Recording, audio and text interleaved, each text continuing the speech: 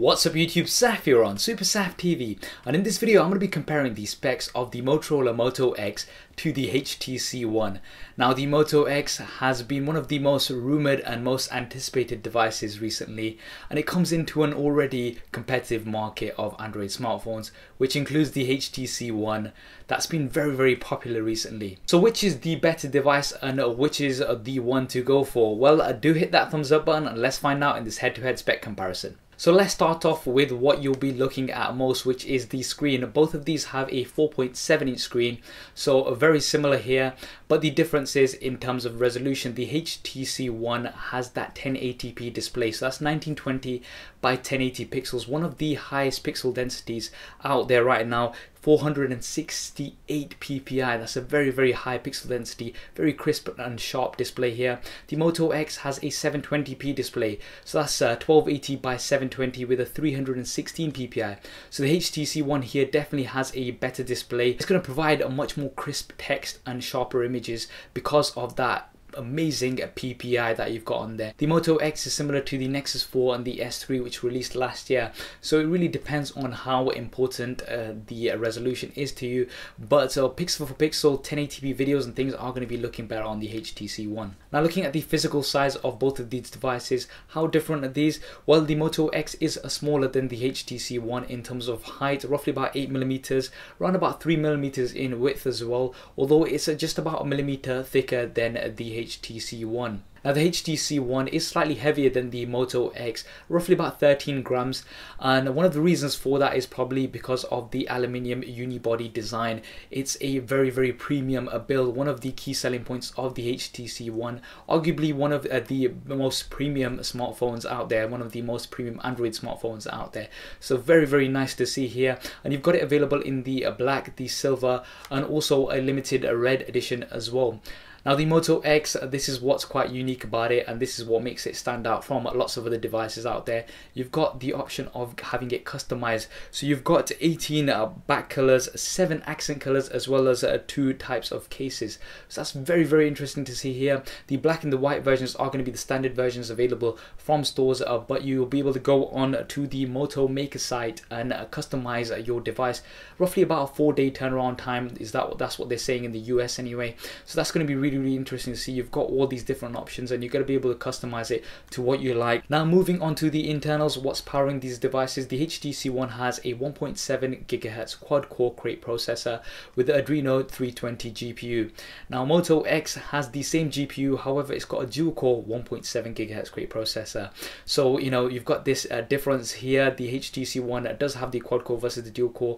In terms of benchmarks, the HTC One is performing better as well. Performance side by side, we will have to see those side by side. I think general tasks you shouldn't see too much of a problem, but maybe for some of those high intensive tasks the HTC One will be performing better.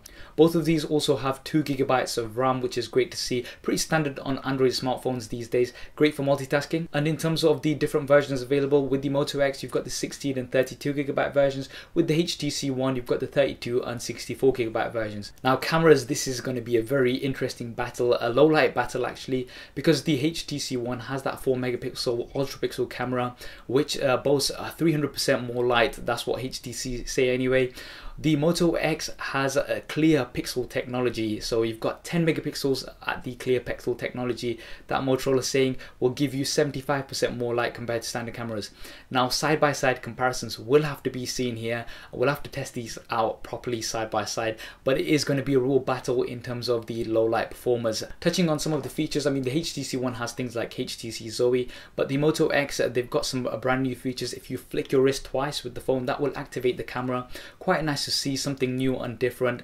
And you've also got some gesture controls as well. So firstly, you can touch anywhere on the screen to take a picture, and also you can use your thumb to zoom in and out as well. So that's really good to see. So one-handed usage is going to be quite nice on the Moto X. 1080p filming from the rear facing cameras on both of these, 2 megapixels versus 2.1 megapixels in terms of the front facing cameras. Again, both of these do 1080p as well. Now looking at the operating systems, both have Android Jelly Bean 4.2.0 2.2. HTC One does have the HTC Sense UI, so that's the custom skin of HTC on top. The Moto X is not stock Android, it is a little bit of a difference. So you know, you have some additional features such as always on voice commands, so you can just say okay Google now and that will activate the device. Quite nice to see. You've also got pulse notifications on the screen, so they're just gonna preview on the screen without taking up too much battery. Both of these features, that's what they're saying. Now the HTC packs some tricks of its own. It's got those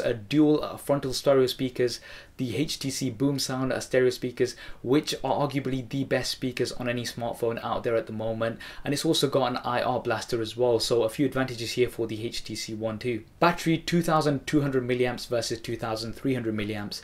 Now although they're quite similar here, Motorola are saying you're going to be getting some serious usage out of the Moto X, up to 24 hours mixed usage. That's what they're saying. That's very impressive. Now again, we'll have to see these hands-on, but because it's a lower resolution screen, you're not pushing out as many pixels, then you are likely to see a slightly better battery performance on the Moto X. Now finally, moving on to price, the Moto X was predicted to be similar pricing range to the Nexus 4 offline, quite a budget device, but that's not the case right now. You won't be able to get it offline straight away. You're going to be having to go for a 24-month contract. $199 in the US is what the price recommendation is. Comparing that to the HTC One, roughly roundabout, you can get it for about $99 on a 24-month contract. So you are going to be paying a little bit more for the Moto X. The HTC One is also available offline here in the UK for roughly about £450 to £500.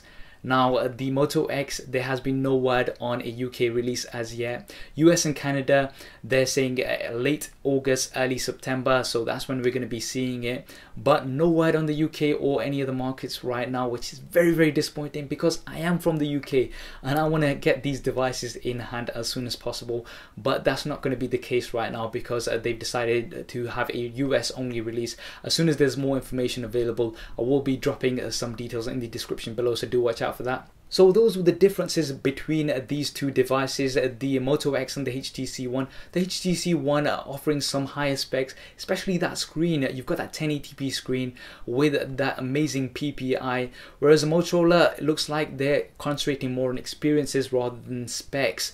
And it is have some lower specs, but it really depends on what's more important to you. Do you want that customizability of the Moto X, or do you want that premium body feel of the HTC One with that amazing PPI? I don't know, which one would you go for? Do drop me a comment below and let me know your thoughts. I hope you enjoyed this video and found it useful. If you did, as always, please do hit that thumbs up button for me. It really does help me out. And why not subscribe to the channel? I've got plenty more content coming up on here. Thanks for watching. This is Saf on Super Saf TV, and I'll see you next time.